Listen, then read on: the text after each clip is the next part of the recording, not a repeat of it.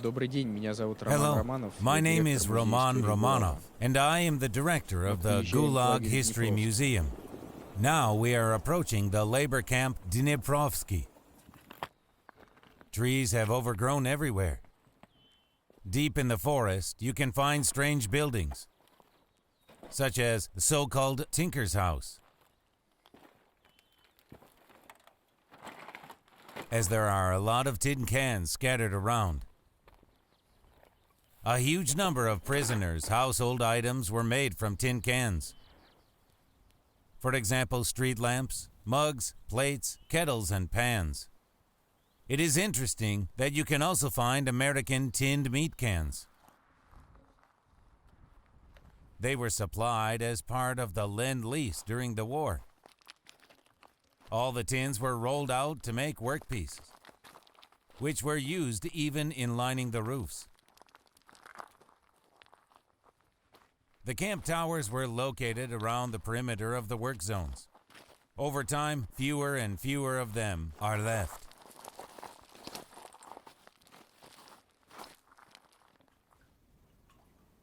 These are the tunnels that run through the hills. Tin mining was carried out in this camp.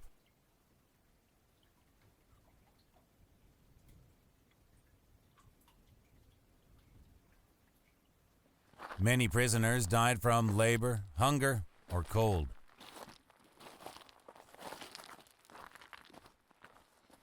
Of course, most wanted to avoid tin mining. They saw that it caused death in 2 to 3 months. The mining process was carried out in several stages. First, there was a geological survey. Search for a lode and trenches were dug. Then the geologist established that there is a deposit.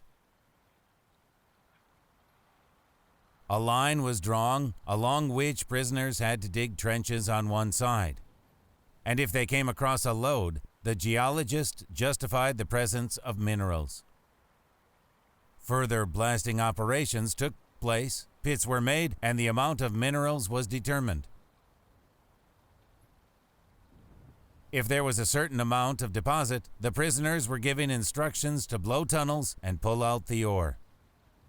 It was also extracted manually with crowbar, shovel, or jackhammer.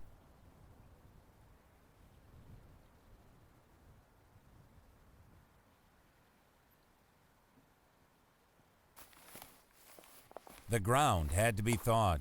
Here, where it is now so deserted, in those years, according to the memories of witnesses, everything was teeming with people. Everyone was in place. Someone hammered, someone laid out trolleys with ore, guards stood on towers, and contractors counted the norm. We came to the ruins of a diesel power plant, which generated the electric current for the working part of the camp.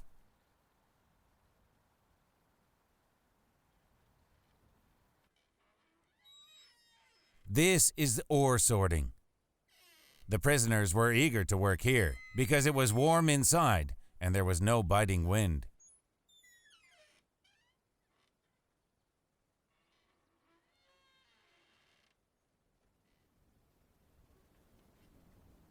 The ore was first crushed, then sorted.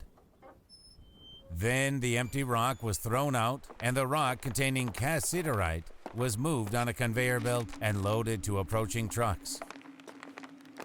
Then it was sent to a processing plant. The factory hasn't been preserved. It burned down a few years ago. We can see dozens of graves in this cemetery. We see sticks with metal plates on which somewhere you can read 2 numbers, a number and a surname. Right now, we don't have a database with a first and last name, and we can't find out who is buried here.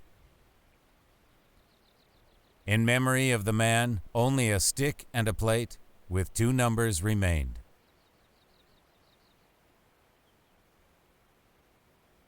In the camp, there were several zones of working, living, and barracks in which the administration lived.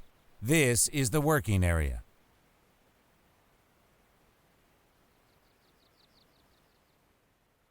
This is a bathhouse. Interestingly, the bathhouse was located on the territory of the working area. Here is a tank to heat water. This is a makeshift structure, welded by a prisoner.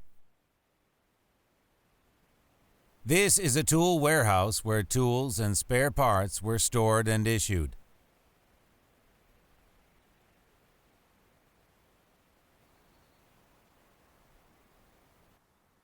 Now the camps are disappearing due to natural factors or human activity. No one is engaged in the preservation of camp buildings.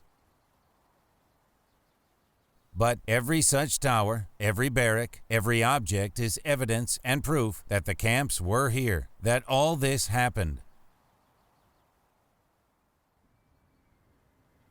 There is an opinion that this is a natural process. Nature takes its own, and so it should be. Everything should disappear. We should forget what happened. Forgetfulness does come over us, wants to take our memory, but we consider ourselves intelligent beings. Today, our task is to counteract this oblivion, and it depends on each of us what we will do today so that it will not happen again tomorrow.